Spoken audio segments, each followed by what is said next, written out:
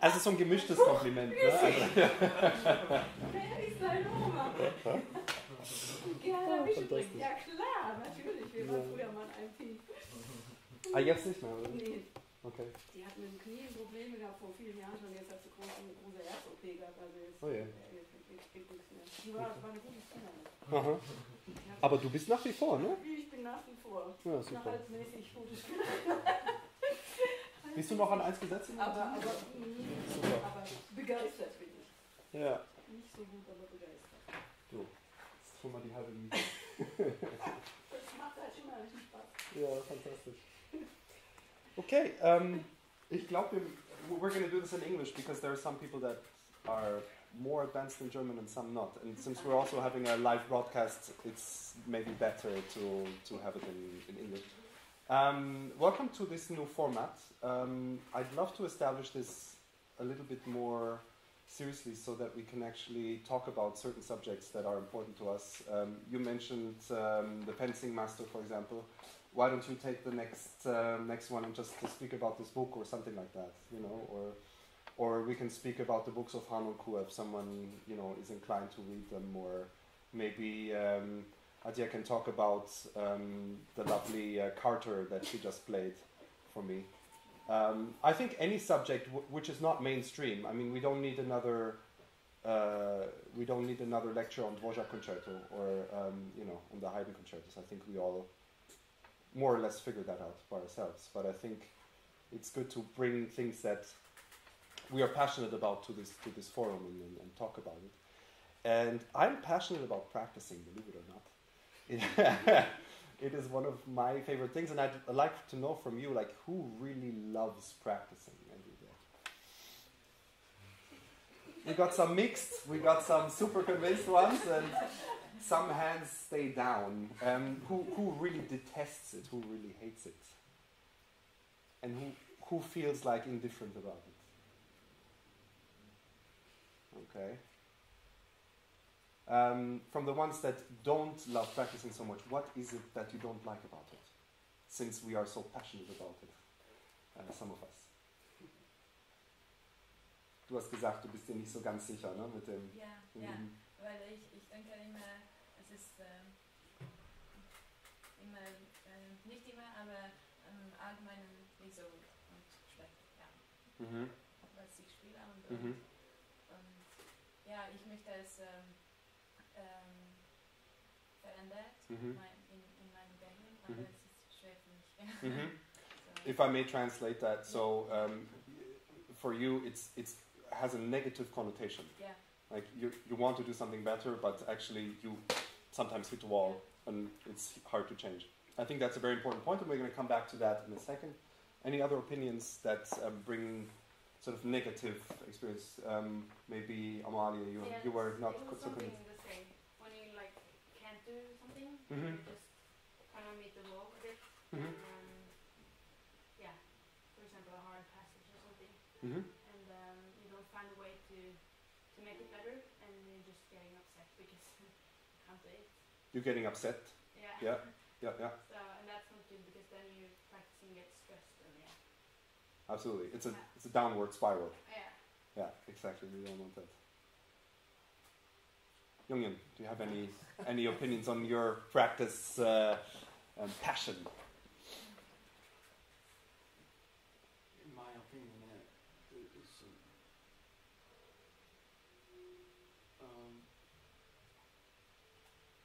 sometimes I'm bored. You're bored even? Okay. Very long passage. It's the same technique. It's very too hard, like exercise. It was feels like bored. So boredom, not a creative entity, but actually. Well, that's an interesting point. Yeah. Sometimes with a hard piece, I have the feeling of standing in front of a wall. I don't know where to start practicing, and so this annoys me sometimes. And when you get to that point of annoyance, is that something that keeps you from going, or is the annoyance something that that you can overcome with practicing? What is the general feeling when that emotion arises? What I started to do is doing just baby steps and doing from everything a little bit. And in this process I find much enjoyment. Yeah. So this motivates me to keep going. We'll come to that in a second. Compartmentalization and breaking up the big mountain into little Kieselsteine. And then suddenly it's more manageable for sure. We all need to practice, and people that tell you that they don't need to practice, either they practiced a lot when they were kids, or their level will decline very soon. I've seen that with many colleagues, and also with some students that say, well, 1.5 hours is enough for me. And then I'm like, good luck. We all need to sit down. What I'd be interested in is, what is your motivation to practice? Because I don't think that is always very clear. Obviously, we don't want to suck in concerts, and we want to win the auditions that we plan to do. But maybe we have other motivations that we can put at the start of our day to practice. Any ideas? Yeah.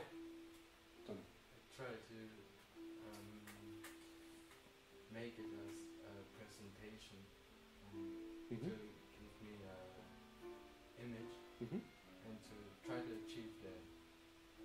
That motivates me by practicing. Okay. So you do set yourself a goal? Is that what I understand? Or from what I want to achieve with the piece. Okay. But before that, I have to search. I have to find the image first to motivate me, and then practice it until to achieve it. Okay. Do you have any other motivations here? Why it's good to sit down at 7:30 in the morning? Which no one has ever done. I do. Yeah? That's fun? I'd be interested, yeah. Yes. Right, first thing after getting up is sitting in the cello and practicing, being wide awake.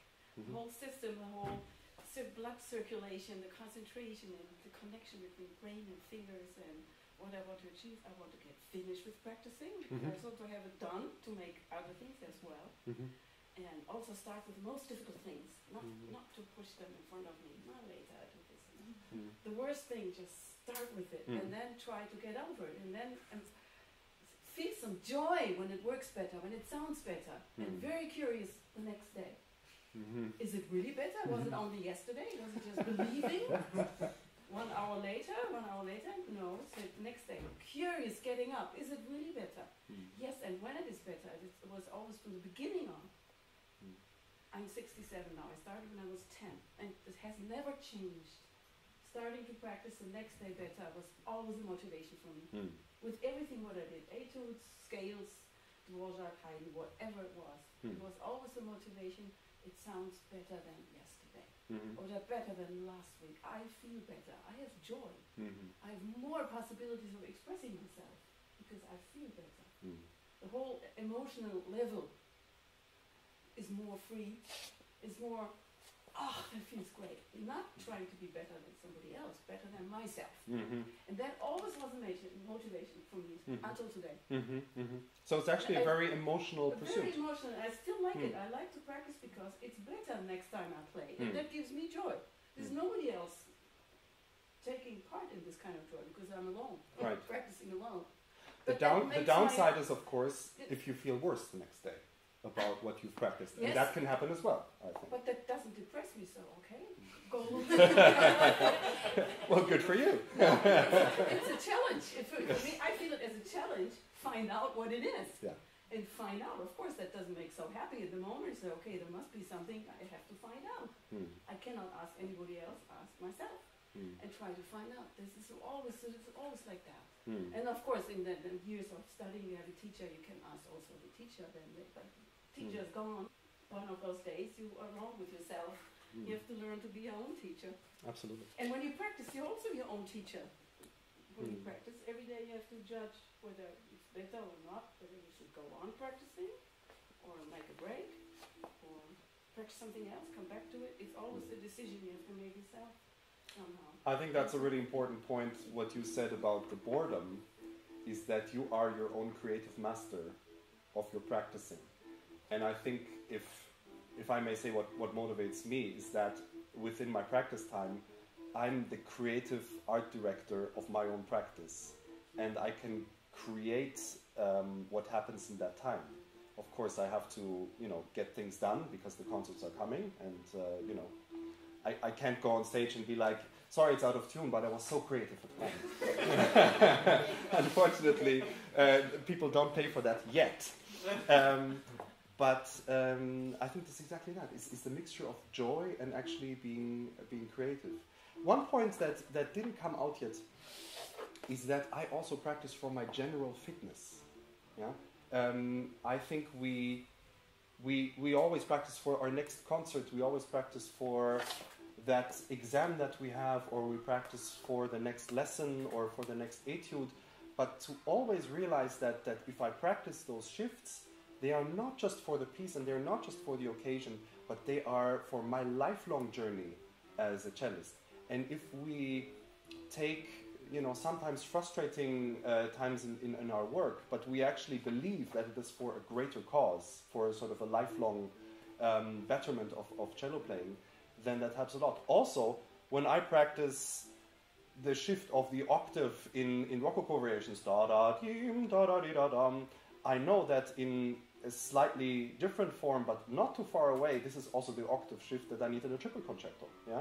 So in a way, once I practice one thing in one concerto, I need to save that in my mind to be like, okay, I practice this shift, but actually I can use this for many things. So I'm sharpening my tools as I go. And take that as a motivation. I think that is something that is really, really helpful. What I loved about what Maria said about getting up in the morning and having the full motivation is that when we go to our instrument, no matter if it's cello or if it's clarinet in your case, is that we have a positive mind. People were sent in I don't know what the English word is for Kernspind, but this tube, and they push you in there and they can read your brain, like a brain scan, yeah? And they did tests on learning, and if you went into this thing with a positive attitude, your synapses were firing and your brain was much more active when you went in with a positive attitude. Now, I am unfortunately not as gifted as Maria with being fit in the morning. So not everybody likes the morning. No, not everybody likes the morning, which is a pity. Yes, but I think you have to find a way how you can make the morning your morning. And some people do half an hour of yoga, some people go for a run, some people have a good breakfast or have a stiff coffee or something like that. But put yourself in a positive mindset before you start. I think that is something that is really important. If you sit down and you're like, oh my God, then already your brain is shutting down because it is something that is uncomfortable. Another thing that keeps us from the positivity is something that you guys mentioned already, which is that a lot of people go into practicing with the attitude, I'm just going to start playing and I'm going to face the mistakes that I make. Yeah? So in a way they go into the practicing with the attitude, this is something where I just clean up my mistakes. So something that is actually negative. And if you can go into your practicing and say, I have a specific goal that I want to reach today. So for example, I want to take passage number 5 from the metronome marking of 138 to 144. That is my goal today. Then that's something positive that you can achieve. But if you say, okay, I'm just going to start playing and I'm going to count the mistakes that I make and then I'm going to feel terrible, then actually your brain gets another negative connotation and it's downhill from there. There is a book that I want to recommend to you, which is called The War of Art. It's by Stephen Pressfield. And it is a book that talks about this very curious moment that keeps you from doing what you love most. Like, I really love practicing the most, but I have the most difficult time sometimes to sit down to practice. Once I sit down, it's fine. I can go for 6 hours, 7 hours. But to sit down, there is some sort of inner resistance. And he speaks about this in his book much better than I ever could. So I really recommend that you read that. It's already a classic in the art world. And of course he turns The Art of War, which is a very famous book, into The War of Art. And it's a wonderful theory on how we find excuses. I'd like to know, what are your top excuses? My top excuses are usually, there's a really important email that I have to answer, and it turns out that it's usually not as important. Can we just have 5 top excuses from you guys? Tidy up the room. Tidy up the room. Why? To give a good environment for the practice? Yes. Yeah. And it's destroys my focus when I practice and I see just stuff lying around. Well, first of all, congratulations for being tidy. I think I think that's a big plus. Do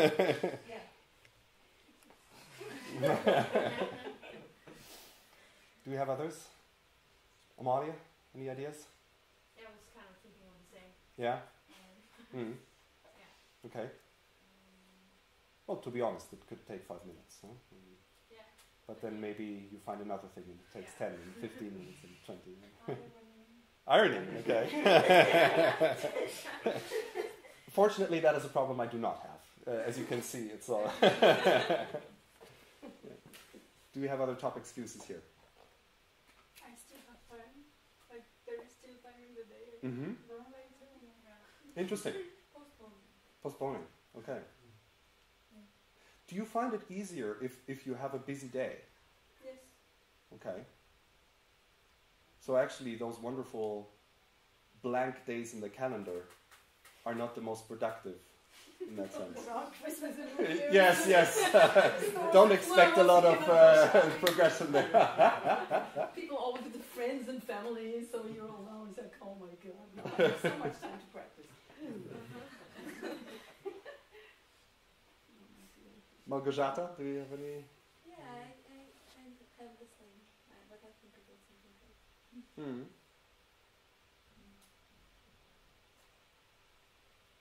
I have excuses for practicing. Oh, that's an interesting twist. No, sorry, I need to practice because blah blah blah. Okay, I'm big excuse. good for you. No, but not always. So you actually put other things aside to prepare. Yeah. Excellent. Yeah, that's another way of dealing with it. What I find incredibly helpful for those empty days, when there is too much time, so to speak, is that I make an appointment in my calendar. So I actually write a note in my calendar, and I have an appointment with myself. Now, you know, when we have a doctor's appointment or when we have an appointment for a lesson, usually most of you and the NAS, we all try to be on time. And if you put a mark in the calendar at 10:30, I'm starting, there should be no excuse. And there should also be a lead-up time. So if you put in the calendar 10:15, prepare, as you say, the feng shui of the room, for you to be really... that there is no excuse. You know, you can eliminate your top excuse maybe half an hour before, and then at 10:30 you're really sitting down. That is something that has helped me a lot, and I'm happy to show you my calendar later on. I have a own color for practicing times. I'm a little OCD when it comes to planning, but with the busy life that you live already as students, and I can assure you it's going to get busier in your professional life. Getting used to these appointments that are non-negotiable is something that's really important. I've studied a lot time management. There's a wonderful author, if you want to look into his books, his name is Lothar Seiwert, and he's like the master of time management. And he makes a very interesting point, is that the appointments that we have with ourselves are kind of soft appointments that we feel that we can sort of shift around. But actually, those appointments that we have with ourselves should be the appointments that have the highest priority and should be unmovable. Yeah? It's just a shift of things. You know, the phone rings, or someone's like, oh, can you just go through the store and buy milk or whatever, you know? And you feel like, yeah, it's just a soft appointment that I have.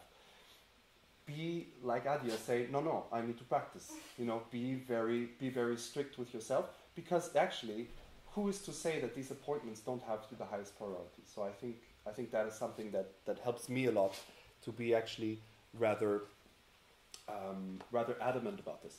Now, we've successfully cleaned up the room. We've sat down, and suddenly we're like, okay, we have 6 hours. And after half an hour, you're like, why don't I just check one text? And 3 hours later, you're like, oh wow, this Instagram account is amazing that I just subscribed to. So I want to introduce a technique that I find very helpful. It's called the Pomodoro Technique. It was developed by an Italian scientist that does a lot with tomatoes, I suppose. And he called it a Pomodoro Technique because of slicing a tomato. So you take your day and you put it into slices. And he suggests 45 minutes, but it can be anything from 35 to 50 minutes or something like that. But just a manageable amount of time in which you are not picking up your phone, you're not running to the fridge because the water that you would like to drink is next to you. Yeah, you don't answer calls, and you don't do any spontaneous visits in the Überhaus to the next room. Yeah, because those are, for me, used to be time killer number one when I was studying. It's like, noch schnell einen Kaffee. And then the day was already in the trash can. So this Pomodoro technique is great because even if you have your time killer number one in your room, you can set a timer or you can set an alarm for 45 minutes, and you say, for those next 45 minutes, I'm not going to touch this. And also you should decide in these next 45 minutes, I want to tackle Dvořák, first movement, figure 13, which is always difficult for me. And also I want to look at the etude that I'm practicing right now. You have a plan, you have a time frame, you can go. And then after 45 minutes, the alarm goes off. Now, in the Pomodoro technique, you should decide what time you want to take in between slices. I usually think 5 to 7 minutes is good to stretch, to get those muscles stretched again. Not to go for the coffee yet. You can do that maybe after 2 slices of Pomodoro, or 3, depending how motivated you are. And then you come back for another 45 minutes, yeah? And already you have 1.5 hours in the can, yeah? And with setting those mini goals during the day, you get constantly a sense of positive achievement, yeah? So you don't have this giant mountain of 6 hours that you need to tackle, but actually you break it up into slices of 45 minutes, yeah? And those are really manageable. Plus, we incorporate stretching and not sitting the whole time, yeah? But we actually have an appointment when we are taking care of our body and starting to stretch those muscles a little bit more. Make sure that you create the perfect practice environment for yourself. So the door is closed. Yeah? Netflix is out of the door. The phone is just set to the alarm. Do we have other distractors that come to mind? It's really painful to think how much is in there, in terms of, from Instagram, Snapchat, Facebook, Twitter, I got them all. And they steal all my time, or just checking your email. Yeah? Make sure that there is none of that. And with the Pomodoro technique, that's actually something that I find very, very helpful. Now, when you read Lothar Seiwert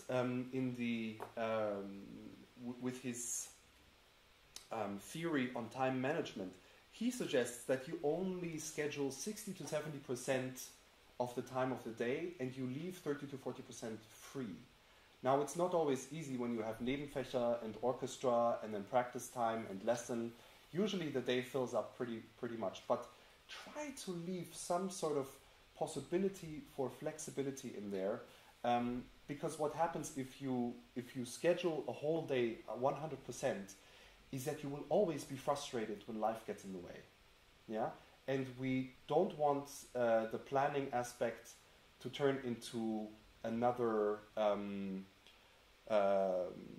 Quelle of frustration. Yeah, but actually the planning should help us to get along the day, but it should not impose something that is impossible to achieve, and we always just barely make our schedule. Okay, so 70% in the calendar, leave some free room for unexpected things. Now, I want to talk about the efficiency of practicing. Why is it important to practice efficiently? I don't know how many pieces a semester you think is appropriate. I usually am surprised how little pieces people play, but okay, everybody to each your own. But if I may just read the list of pieces that I have to play in February and March. I play Dvorak, Walton, Shostakovich 1, Saint-Saëns, Schubert Quintet, Wolfe Quintet, Haydn C Major, Elgar, Schumann, Sariaco, and Deutsch Concerto, which are 2 concerti that I have to learn new. So these are 11 pieces that really take a lot of time to prepare each time. I mean, a Dvorak concerto does not play itself, a Haydn concerto does not play itself. And it's within 2 months. That is why now, during your studies, you need to learn to be efficient. And I'm talking now from a soloist point of view. If you are playing in an opera orchestra, you have a different opera each night. If you're playing as a freelance musician, you have a different mucke each day, and you need to be very quick with how to learn. So learning how to practice now when you don't have the burden of playing 11 pieces at the same time, it's a good time to learn that now and not when it comes up. Also, maybe some of you will be lucky enough to have family, or you have to do lots of different jobs. Like, for example, Maria and myself, we have 2 jobs. I mean, we play concerts and we also teach. So, I mean, to get 2 jobs done is something that needs very high efficiencies. We need to make sure that during our practice, we give the brain the top information it needs in order to make a progress. The brain, besides your body, is your most important partner when it comes to practicing. One thing we really always need to keep in mind is that we do not make progress necessarily while we practice, but we make progress, usually guys, but more and more girls in the gym and in front of the mirror be like, oh, my muscle was growing amazingly during that training. Actually, it didn't. Yeah, it grows when you rest. And it's the same with a practicing. The short-term memory that we feed during our practicing needs to take the information and do our long-term memory while we sleep. Yeah, and so the dreams are taking care of that process. Now, if you don't give your body enough resting time and not enough sleep, you will never make progress, because you cannot transfer the information from short term to long term. Yeah, so keep in mind. I know during your study time, and I was no exception. You want to party a lot, and that's great. But every once in a while, a 7.5 or 8 hour sleep is actually done, especially after a long practice day. Otherwise, those 6 hours that you were practicing, you can just because the information that you gave your brain is not being processed. Okay. One of the luxuries of the brain is also our biggest enemy when it comes to practicing, which is that the brain takes a lot of the work and turns it into and that is a problem, because if we continue to practice a passage for too long, our brain goes into automatic mode. And I don't know if you know this feeling, but sometimes you wake up in your practice and you're like, what have I been doing for the last 10 minutes? And it's like, oh yeah, actually your brain went on to automation and you've just been practicing the same thing You don't know if it was of quality. You certainly don't know what mistakes you made, but you just went on autopilot. And if you want to practice efficiently, you need to avoid the autopilot. Now, usually the brain adapts within 5 minutes to something that is new to it. And what I suggest, and that's me being a super practicing nerd, I always have 2 music stands and I have 2 pieces. And if I get to a point where either I realize I'm not going to make any progress after 5 minutes, I put this on hold, I go to the other piece, I practice maybe something contrary. So for example, I would have Dvorak up there, which I know quite well. I will practice a cantabile place, I will work on my bow arm, for example, and then I go to something like, for example, the Berndlicher Deutsch concerto, which I'm learning right now, which is very difficult, but I go to it with a fresh brain. Yeah? Be careful that you don't fall into the trap of automated practicing. Sometimes I have the pleasure in the evening when I stop my teaching, and I listen outside to some sometimes cellists practicing, and I hear da di da da da da da di da da da da di da da da da di da da di da da, and you know that someone is completely in that loop of autopilot. Because if you were not on autopilot, you would be da da da da. You would think about the mistake that you made. You would think what needs to be done. You would step back, you would breathe maybe once, and then you would try it again. But to be in that, and even worse is that da da da da da da da da da, the Morse code that you hear often. That for me is a sign that you are in complete loop. And it happens to me too, but while I'm talking about it, it's also educational for me not to do it. So I'm very happy that you guys are listening to teaching myself.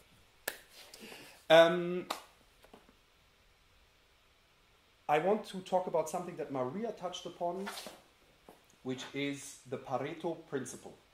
Pareto Principle comes from economists that said that 80% of the work is done with 20% of the effort, and vice versa, 20%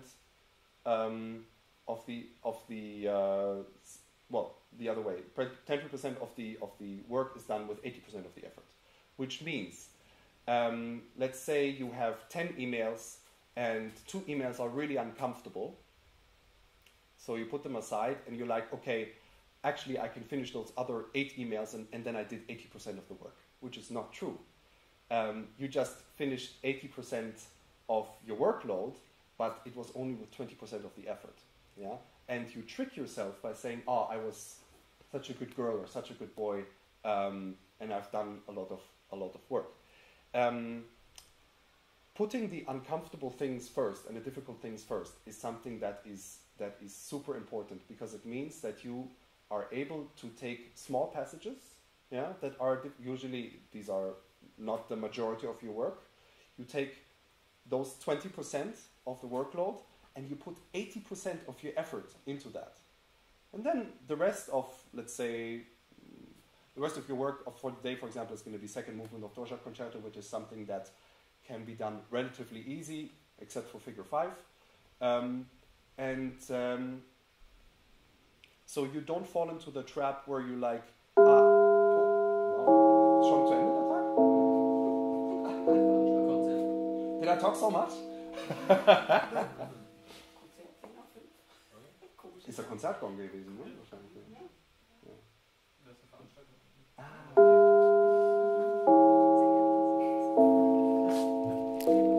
Veranstaltung heißt Üben bis zum Ende. Dabei die Fische. Genau. So the Pareto Principle is something that helps me a lot by being strict with myself in not falling into the trap that in another really nice expression I could call work for work. Yeah, W for W, work for work. When you have the trap of work for work, you just work with 20% of your effort through a lot of things, and you're like, I achieved so much. But actually, it's not true. You've just avoided the really difficult passages. Yeah. So I encourage you to really be honest with you. What is difficult for me? and how can I use the Pareto Principle to my best advantage.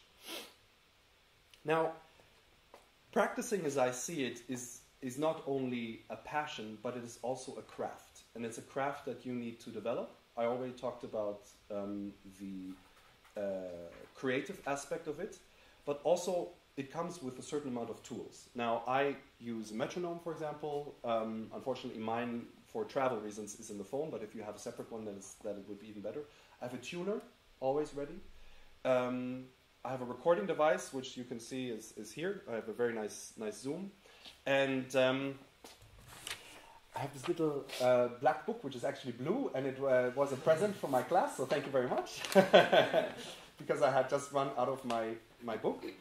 And I use this book to talk about my practicing progress. Now I'm going to give that around. What you will see, and we'll hold it in the camera here as well, is that I have certain passages marked with the numbers, and then you can see that I've marked my metronome progress in pulling up those passages. Yeah? So you could say that it's quite obsessive, and it's true. There is no other way to put it. What this documents is that I take small passages. Now these are the Ziffern in the concerto, and I split the piece up into the tiniest possible fragments. Is what you said about taking a big mountain and turning it into small pieces. And once I reach a certain tempo, I consolidate certain things, and then I take bigger passages. Now.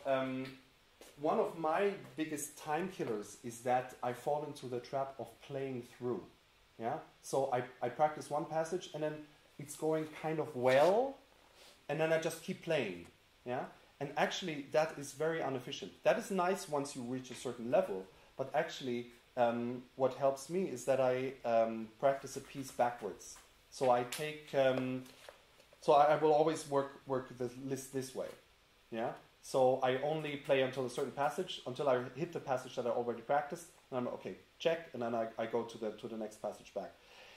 That works in the beginning when you're just sort of taking the piece apart. At some point, of course, it is good to practice in the order of the piece when you want to memorize it, because, for example, when you work on Schumann concerto, one of the most difficult things for me is that when it comes when it comes in a Terz tiefer, then suddenly it's very hard to memorize it, and you should really know at what point comes what fingering in the piece. Yeah, so that's something that I would love to encourage you to do. Another nice thing about working through a piece like this is that you really get a sense of achievement. Yeah, you're like, okay, today I went from 60 to 70, and I can feel good about that. And you don't start next day from putting the metronome to 40 again, but you should practice in a way that the next day you can really start at 70 and continue to 80. Yeah, if you need to always restart from a low number, then you're not doing then you're doing something wrong. Yeah, so when you practice a certain passage to a certain tempo, I'm now talking about virtuosic things. Yeah. When you reach a certain tempo, you need to make sure that you put a check in your brain that's like, I practice this, I should know this. Yeah? Because so often we practice something, but we go to uncertainty the next day, and we're like, do I really know it or do I not know it? But you should really make sure it works this way. You know, this might be an overkill situation if you learn a piece like, I don't know, Kol Nidre or something like that. But if you have, you know, a piece like, I don't know, the Bernfricher Deutsch, then it's really helpful to break it up into small pieces, because it is very demanding, and you can just get lost in the technical difficulties of it. Yeah. So I find that making such a, you know, demanding score manageable is something that keeps me motivated a lot. And thank you for the book. It's really come in very handy. I appreciate useful gifts.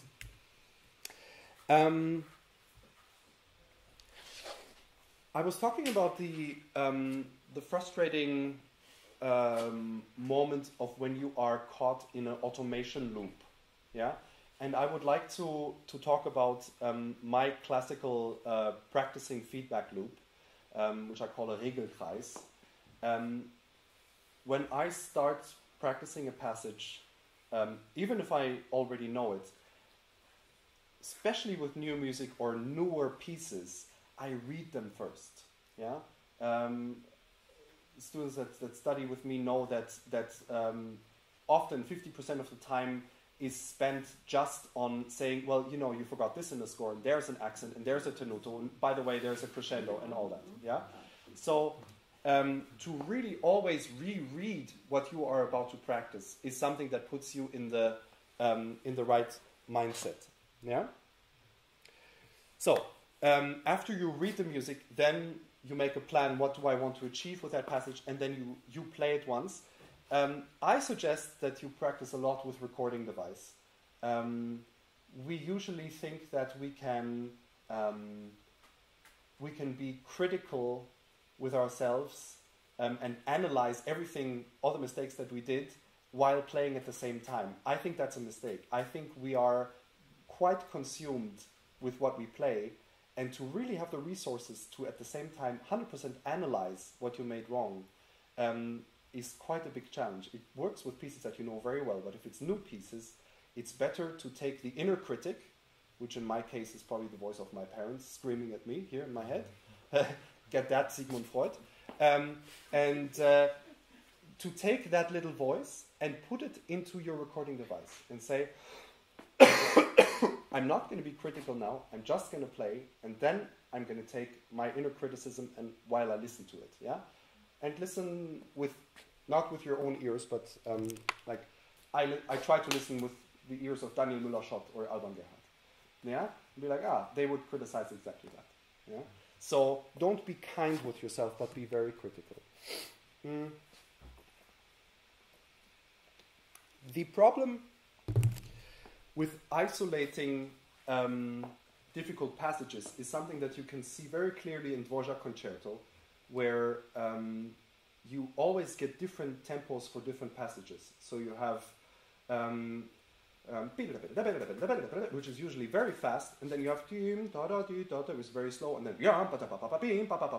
is very fast again, and then is slow again, and you realize that comes from isolating what I just talked about and not putting it together properly again. Okay, it's a problem in Dvorak. It's also a problem in Brahms F, by the way, because then you get schwere Stelle, schwere Stelle, schwere Stelle, and you often forget the big line. Yeah, and to avoid that, we, especially in a later point in the practicing process, we need to change from the macro perspective to bird's eye perspective all the time. Yeah. So we work on a problem in great detail, but then we always need to fly up again and see how does this work in the context with the whole piece. Yeah, so often, I mean, I was lucky enough never to have to do a Probespiel, but so often I hear from colleagues that go into these rooms where everybody's warming up and everybody is still fixing shifts and ti da da da ti da da da da da ti da da da. Yeah, of course it's a difficult one, but if you are unable by that point to go into bird's eye perspective and just slowly da dee da dee da da da get ready, then you're just putting yourself in a huge panic. Yeah, and that doesn't help anybody. Yeah, so the macro work is something that needs to be done at home. And then once you approach a concert or an exam or an audition or something like that, bird's eye perspective is important. If it still doesn't work, you were doing something wrong at home. So then you really need to ask yourself some hard questions. Am I really practicing efficiently, or am I just wasting my time with it at the practicing? Yeah. So that's those are tough questions to ask. Yeah. When something repeatedly in an audition or in a concert doesn't work, it's like, all the time that I'm spending in the practice room, am I really doing everything right, or am I just doing work for work? Am I really respecting the Pareto Principle, Yeah? Am I really tackling difficult spots, or am I just playing through? Yeah? And be strict with yourself when answering these questions. I like to think of it as, you know, when you renovate a house, you have to put on scaffolding, a Baugerüst. Yeah? And the house can be as beautifully renovated as you want. If you don't take off the scaffolding, you will just see the scaffolding with the advertisement for the builder. Yeah? So the process of taking off that